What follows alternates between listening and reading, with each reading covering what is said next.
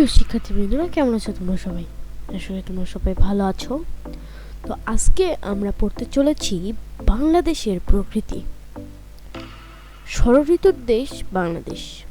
প্রতি 2 মাসে হয় একটি ঋতু। যেমন বৈশাখ ও জ্যৈষ্ঠ মাস দুটি হলো গ্রীষ্মকাল, এরপর আষাঢ় শ্রাবণ মিলে বর্ষাকাল, এভাবে ভাদ্র আশ্বিন হচ্ছে শরৎকাল। তারপরে কার্তিক ও অগ্রহায়ণ মাস দুটি নিয়ে হেমন্তকাল।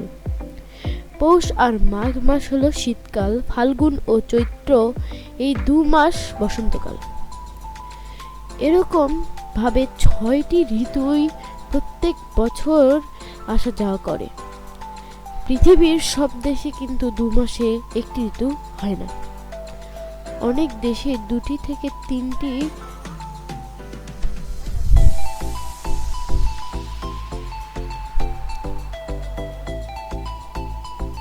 তাড়াতাড়ি একটু যাও, ভিডিও বানাচ্ছি।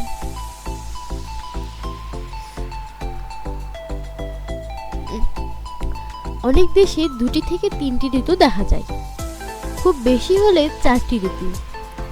আমাদের প্রতিটি ঋতুতে প্রকৃতি নতুন রূপে সাজে। এক এক সাজে তাকে নতুন মনে হয়, তার চেনা চেহারা বদলে যায়। দেখো, এই যে ছবি আমরা দেখতে পাচ্ছি, এখানে কিন্তু দেখানো হচ্ছে গ্রীষ্মের দিন। গ্রীষ্মের দিনে প্রখর সূর্যের প্রখর তাপে ছাতা ধরে মানুষজন হাঁটে, সেটা এখানে বোঝানো হয়েছে। এবং গ্রীষ্মকালে যে ফলগুলো পাওয়া যায়, মিষ্টি মিষ্টি ফল, সেগুলো এখানে বাচ্চারা কুড়াচ্ছে, সেটা আমরা দেখতে পাচ্ছি। আচ্ছা, প্রথমে গ্রীষ্মের কথাই ধরা যাক। গ্রীষ্মে কি প্রচন্ড গরম, রৌদ্রের অসহ্য তাপ। দুপুরে যদি পথে বের হতেই হয়, তখন মাথার ওপরে ছাতা ধরে লোকে হাঁটে। এই যে এখানে এখনই বললাম যে দুপুরে বের হতে হলে বা গ্রীষ্মকালে বের হতে হলে মাথায় ছাতা ধরে বের হতে হয়। আচ্ছা, গরম যতই হোক, গ্রীষ্মকে কিন্তু মধুমাস বলা হয়। হ্যাঁ, যদি বলা হয় কোন ঋতুকে মধুমাস বলা হয়, তাহলে বলা হবে গ্রীষ্মকাল। যদি বলা হয় কোন মাসকে, এখানে দেখো, এখানে কিন্তু একটু ভুল যদি আমরা বের করি, তাহলে কিন্তু এখানে দেখতে পারবো যে গ্রীষ্ম কিন্তু একটা ঋতু এবং বৈশাখ জ্যৈষ্ঠ হলো মাস। যদি মধুমাস বলে তাহলে কিন্তু বলার দরকার ছিল জ্যৈষ্ঠ মাস, কিন্তু এখানে লিখে দিয়েছে গ্রীষ্মকে কিন্তু মধুমাস বলা হয়। এ সময় মধুর মতো মিষ্টি নানা ফল পাওয়া যায়। আচ্ছা, এখানে যদি বলা হয় গ্রীষ্মকে কেন মধুমাস বলা হয়, তাহলে এইখান থেকে এই যে এই লাইনটা আমরা তুলে দিতে পারি। আম, জাম, কাঁঠাল, আনারস ও লিচু গ্রীষ্মকালের ফল। গ্রীষ্মের পর আসে বর্ষা, বর্ষার আবার একেবারে অন্য চেহারা। এখানে আমরা একটা ছবি দেখতে পাচ্ছি বর্ষাকাল নিয়ে। এই দেখো, বর্ষাকালে সুন্দরভাবে এই যে বৃষ্টি পড়ছে, এরা ভিজছে। আবার বর্ষাকালে কিন্তু বেশি ভেজায়, আবার এরকম জ্বর, ঠান্ডা, সর্দি লাগতে পারে। তাই সাবধানতার সঙ্গে এইভাবে হলো বৃষ্টিতে গোছল বা হলো যাই বলে সেটাই করার। বর্ষার আবার একেবারে অন্য চেহারা। আকাশ তখন কালো ঘন মেঘে ছেয়ে যায়। আমার এই কার্সর তোমরা দেখতে পাচ্ছ কিনা সেটা আমি জানি না। ওকে, দাঁড়াও, কিছুক্ষণ পরে আমি কার্সরটাকে ঠিক করে আসতেছি। দাঁড়াও। বর্ষার আবার একেবারে অন্য চেহারা। আকাশ তখন কালো ঘন মেঘে ছেয়ে যায়। বৃষ্টি পড়ছে তো পড়ছেই, কখনো বড় বড় ফোঁটায় ধীরে ধীরে, কখনো হুড়মুড় করে, কখনো পড়ছে ঝিরঝির করে খুব হালকা। এ ধরনের বৃষ্টির একটা নাম আছে, একে বলা হয় ইলশে গিরি। আর বড় বড় ফোঁটায় প্রচুর বৃষ্টির নাম হলো মুষলধারে বৃষ্টি।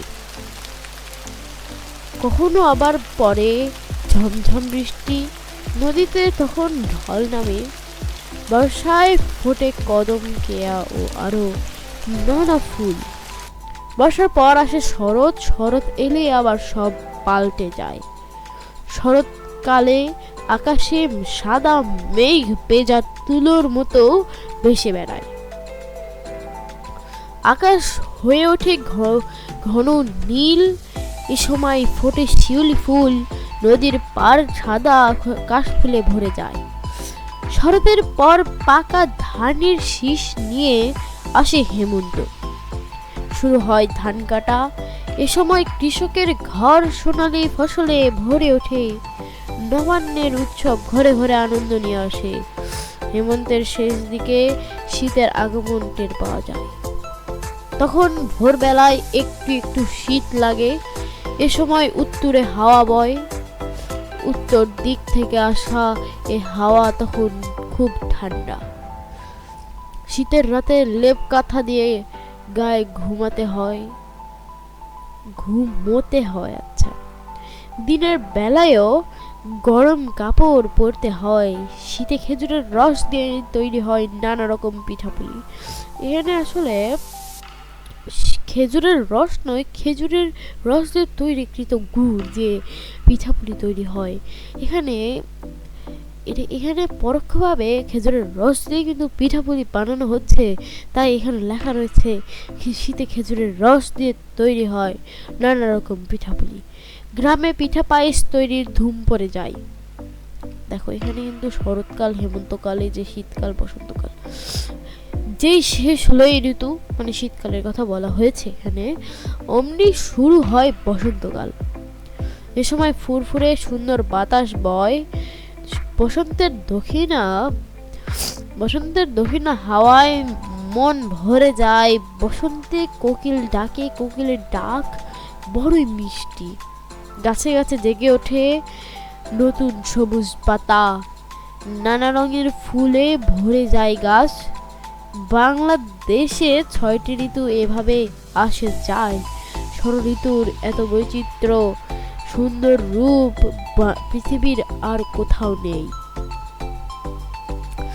এখানে আমরা দেখতে পাচ্ছি কিছু শব্দার্থ দেওয়া রয়েছে।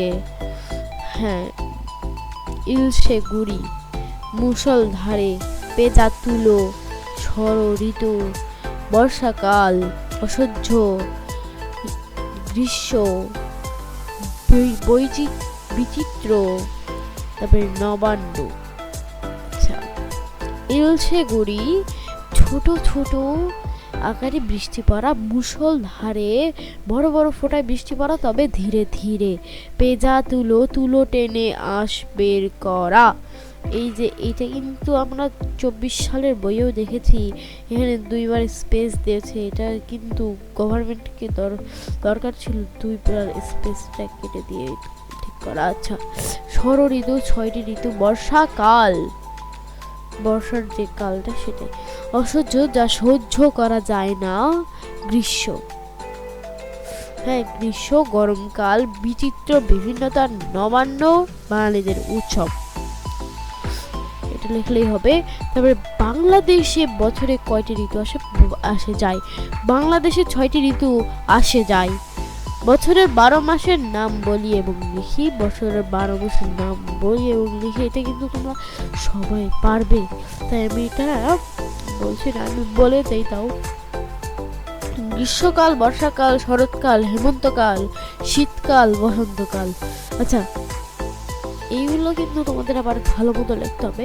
যে এভাবে বছরের 12 মাসের নাম হলো গ্রীষ্মকাল, বর্ষাকাল, শরৎকাল, হেমন্তকাল, শীতকাল, বসন্তকাল।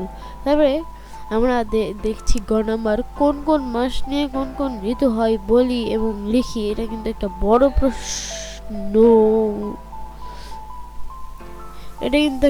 প্রশ্ন। তারপরে আমরা দেখছি বর্ষা ও শীত ঋতুর তুলনা করি। আচ্ছা, আমি এটার উত্তরটা দেখায় দেই, আমি বলেও দিচ্ছি এখান থেকে। এই দেখো, এই যে এখান থেকে আমরা এই যে বৈশাখ থেকে শুরু করে এই যে বসন্তকাল এ পর্যন্ত। বৈশাখ ও জ্যৈষ্ঠ মাস দুটি হলো গ্রীষ্মকাল, আষাঢ় শ্রাবণ মিলে বর্ষাকাল, ভাদ্র আশ্বিন হচ্ছে শরৎকাল, তারপরে কার্তিক ও অগ্রহায়ণ মাস দুটি নিয়ে হেমন্তকাল, পৌষ আর মাঘ মাস হলো শীতকাল, ফাল্গুন ও চৈত্র এই 2 মাস বসন্তকাল। তারপরে আমরা দেখতে পাচ্ছি এখানে শূন্যস্থান দেওয়া রয়েছে, এই পাশে কিছু শব্দ দেওয়া রয়েছে। এই শব্দগুলোকে আমাদের শূন্যস্থানে বসাতে হবে। আমাদের দেশ ড্যাশ দেশ, গ্রীষ্মকালে বলা হয় ড্যাশ, বর্ষায় ফোটে ড্যাশ নানা ফুল, হেমন্ত ড্যাশ ঋতু, শীতকালে ড্যাশ হাওয়া বয়। আমাদের প্রথমে এর উত্তর হবে ষড়ঋতু দেশ। তারপরে গ্রীষ্মকে বলা হয় মধুমাস। তারপরে আমরা বর্ষায় ফোটে ড্যাশ নানা ফুল, বর্ষায় ফোটে কদম, কেয়া ও আরো নানা ফুল। হেমন্ত ড্যাশ ঋতু, হেমন্ত সোনালী ধানের ঋতু, শীতকালে ড্যাশ হাওয়া বয়, শীতকালে উত্তরে হাওয়া বয়। এখানে এখন আমরা দেখব, এখানে ডান দিক থেকে শব্দ বেছে নিয়ে বাঁ দিকের শব্দের সঙ্গে মিলাই বা মিলকরণ যেটা সেটা। যাওয়া, যাওয়া খেজুরের, বসন্তকাল পিঠা, গ্রীষ্ম ফুরফুরে বাতাস, আশা প্রচন্ড গরম, রস পুলি। যাওয়া আসা খেজুরের রস, বসন্তকাল ফুরফুরে বাতাস, পিঠা পুলি, গ্রীষ্ম প্রচন্ড গরম। এখানে আমরা 5 নম্বরে দেখতে পাচ্ছি আকাশ তখন কালো ঘন মেঘে ছেয়ে যায়, বর্ষাকাল নদীর পার সাদা আকাশ ফুলে ভরে যায়, শরৎকাল রৌদ্র অসহ্য তাপ অনুভূত হয়, গ্রীষ্মকাল এই ঋতুতে খেজুরের রস দিয়ে তৈরি হয় নানা পিঠাপুলি। এটা শীতকাল, এ সময়ে কৃষকের ঘর সোনালী ফসলে ভরে যায়, হেমন্তকাল গাছে গাছে জেগে ওঠে নতুন সবুজ পাতা। এখানে আমরা দেখব এখানে লিখতে হবে বসন্তকাল। এখানে আমরা পদ প্রকরণ দেখতে পাচ্ছি। আমার এই ভিডিওর আগে একটি ভিডিও আমি পদ প্রকরণ নিয়ে ছেড়েছি। আমি বাংলা ব্যাকরণ, তারপরে ইংরেজি গ্রামার, তারপরে এই যে টেকনোলজি কম্পিউটার যেগুলা, সেগুলো অনুযায়ী সেগুলো নিয়েও আমি ভিডিও আপলোড দিব, তাই তোমরা আমার চ্যানেলটি সাবস্ক্রাইব করে রাখবে। তারপরে দেখতে পাচ্ছি কোকিলের ডাক মিষ্টি, ব্যক্তি বস্তু সময় বা স্থানের নাম হলেই তা বিশেষ্য। কখন বিশেষ কোনো শব্দ বিশেষ্য হয়। তারপরে উপরের বাক্যটিতে কোকিল হলো বিশেষ পদ, কিন্তু কোকিলের ডাক কেমন মিষ্টি এটি বিশেষণ পদ। এই শব্দ বিশেষ্য পদের কোনো গুণ বা চরিত্র প্রকাশ করে, সেটি বিশেষণ। এখানে বিশেষণ পদ হচ্ছে মিষ্টি, বিশেষ্য কোকিল, বিশেষণ মিষ্টি। এবার নিচের বাক্যগুলো পড়ি। বিশেষ্য পদগুলোকে গোল চিহ্ন দিয়ে ও বিশেষণ পদগুলোর নিচে দাগ চিহ্ন দিয়ে শনাক্ত করি। আচ্ছা, তারপরে এখানে আমরা দেখতে পাচ্ছি তখন হাড় কাঁপানো শীত। এগুলো আমি দেখতে চাই তোমরা কি কেমন এগুলো পারো। এটা আমি আমাদের যে গ্রুপ হ্যাঁ, সেই গ্রুপে আমি দেখতে চাই, অথবা তোমরা তোমাদের ফেসবুক না আমাদের গ্রুপে তোমরা দিবে। আমাদের যেই হলো ইউনিক এডুকেশন ক্লাস 4 নামে আমরা একটা গ্রুপ খুলে ফেলবো। এই ভিডিও যখন আমরা আপলোড দিব তখন এই গ্রুপটা থাকবে, তোমরা সেই গ্রুপে এটাকে পূরণ করে এটার ছবিটা দিয়ে দেবে। আচ্ছা, এখানে আমরা কর্ম অনুশীলন দেখতে পাচ্ছি। আমার দেখা চারপাশের প্রকৃতি সম্পর্কে একটি অনুচ্ছেদ লিখি।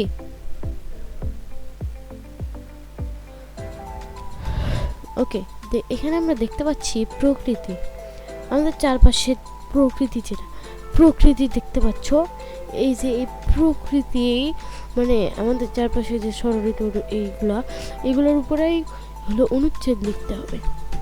অনুচ্ছেদের যেই হলো প্রবলেম, এই প্রবলেমের উপর আমি তোমাদের আলাদা করে একটা ভিডিও দিব, এবং তোমাদের এইটা আমি আমার গ্রুপে এই কাজও দেখতে চাচ্ছি তোমাদের থেকে।